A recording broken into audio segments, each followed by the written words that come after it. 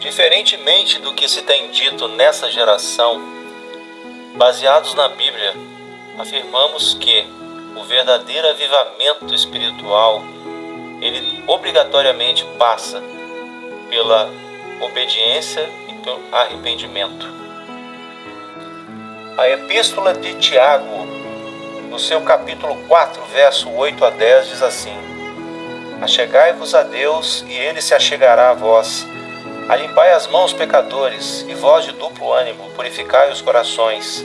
Senti as vossas misérias, lamentai e chorai, converta-se o vosso riso em pranto, e o vosso gozo em tristeza. Humilhai-vos, pois, perante o Senhor, e Ele vos exaltará. A palavra de Deus promete que se o crente se aproximar de Deus, Deus se aproximará dele. Um crente, um lar, uma congregação, eles podem ter avivamento. É prometido e garantido pelo próprio Deus. Não é realizado simplesmente agendando uma reunião de avivamento. Pelo contrário, é fazendo o que essa passagem ordena. Este é o verdadeiro caminho da vida cristã santa, em poucas palavras. E vamos discutir esses 6 itens. O item número 1, aproxime-se de Deus. A essência da vida cristã santa é um relacionamento íntimo com o Deus Trino, por meio do seu Filho único, Jesus Cristo, e através do Espírito Santo. Admiravelmente, Deus quer nossa devoção. Ele quer a nossa atenção, a nossa amizade verdadeira. Ele quer nosso primeiro amor. Está sempre atento a isso. Deus ficou tão entristecido com a apostasia de Israel que convocou os céus e a terra para considerar o assunto. Isaías capítulo 1, verso 2: Ouvi, ó céus, e dai ouvidos tua terra, porque o Senhor tem falado, criei filhos e engrandeci-os, mas eles se rebelaram contra mim.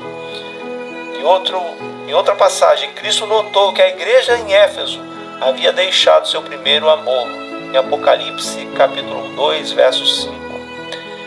Aproximar-se de Deus, meu irmão, é focar a nossa atenção em um relacionamento íntimo com Ele.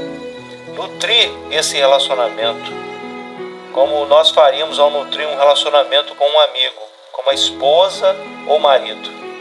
Item número 2, limpe as mãos. A pessoa se aproxima de Deus limpando as mãos. Isso é essencial, pois Deus é santo. Primeira carta de João, capítulo 1, versos 5 a 6.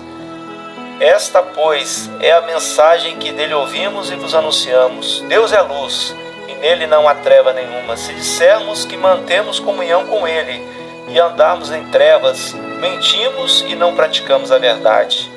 Observe em Tiago 4 que a palavra de Deus não é branda em relação ao pecado.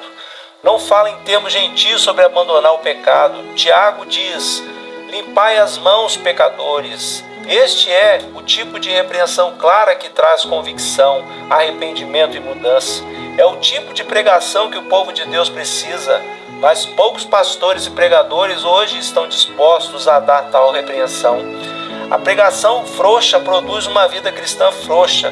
A atual pregação sem repreensão nas igrejas produziu um evangelicalismo que não se sustenta em termos de crença e práticas sãs de verdadeira santidade.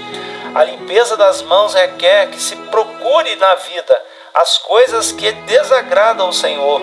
Tudo o que é mundano, qualquer coisa que seja uma obra infrutífera das trevas.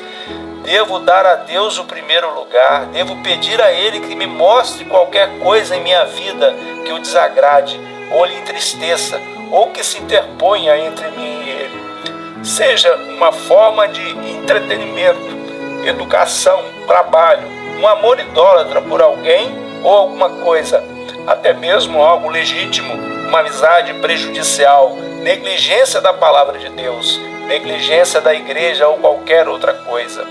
Não há atalho para o avivamento que não trate seriamente de se remover as coisas más da minha vida e do meu coração. Devo levar esse assunto a sério, devo parar de inventar desculpas para o meu pecado. Item número 3. Purifique o coração.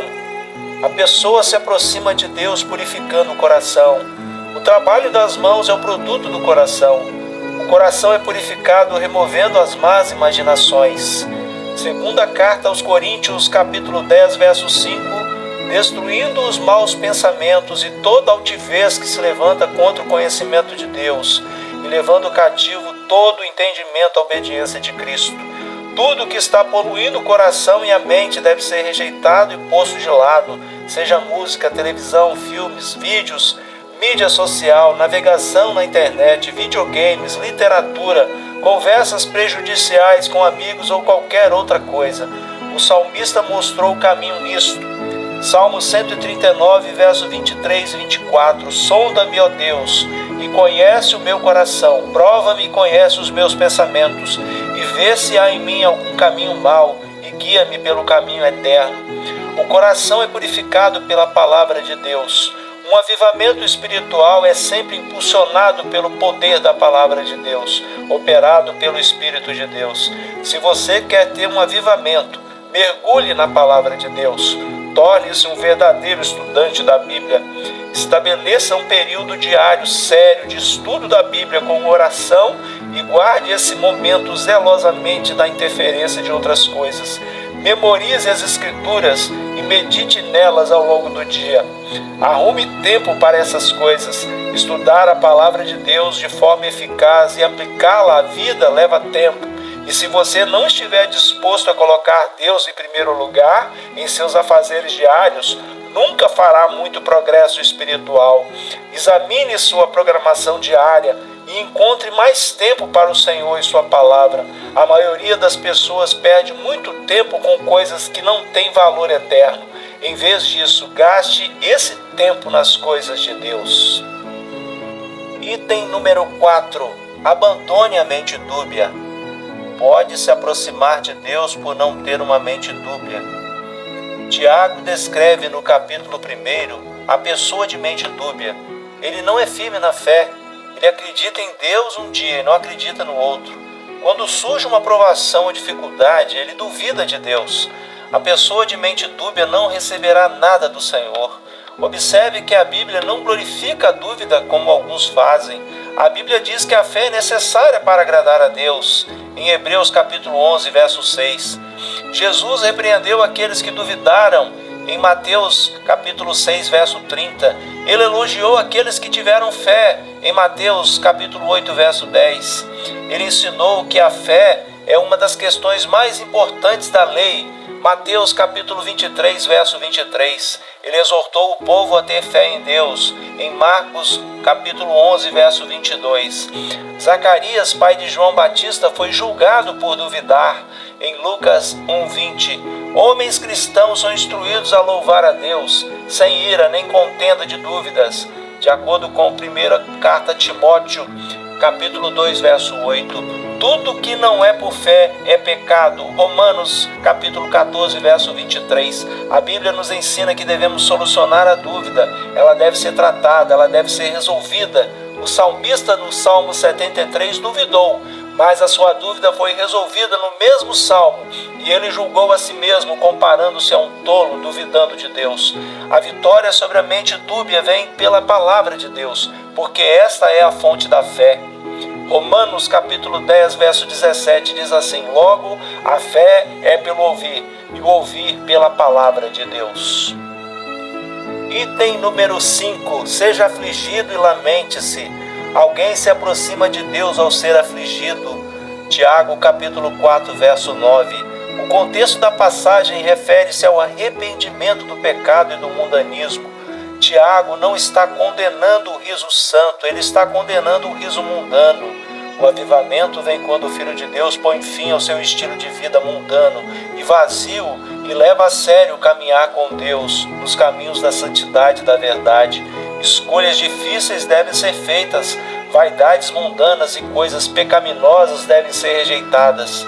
Devo implorar a Deus que me examine e me prove e me mostre as coisas que o desagradam, para que eu possa me arrepender delas. Tiago não vê liberdade para a mentalidade mundana. Ele chama isso de adultério espiritual, que é um grave pecado contra Deus. O propósito de Deus em nossa aflição é nos levar ao verdadeiro arrependimento do pecado. e então nos elevar na alegria de andar em santidade. Item número 6. Seja humilde diante de Deus. Alguém se aproxima de Deus em humilhar-se diante dele. O caminho do mundo é o caminho do orgulho, de acordo com a primeira carta de João, capítulo 2, versos 16 e 17. O caminho de Cristo é o caminho da humildade. Se eu sou humilde, não sou hipócrita. Como Paulo, sei que em mim, isto é, na minha carne, não habita bem algum. Romanos capítulo 7, verso 18. Eu busco a verdadeira justiça que está em Cristo. Se sou humilde, não confio no meu próprio entendimento, mas busco a mente de Cristo em todas as decisões. Provérbios capítulo 3, versos 5 a 6. Se sou humilde, deixo de me gloriar nas minhas próprias realizações. Filipenses capítulo 3, versos 7 a 8. E para concluir, nós dizemos a você que o verdadeiro reavivamento bíblico, ele é uma renovação espiritual contínua. Deus garante isso na sua palavra. E podemos afirmar que Ele está sempre esperando que o seu povo se aproxime dEle, para que Ele possa se aproximar deles. Amém. Fiquem com Deus. Até a próxima.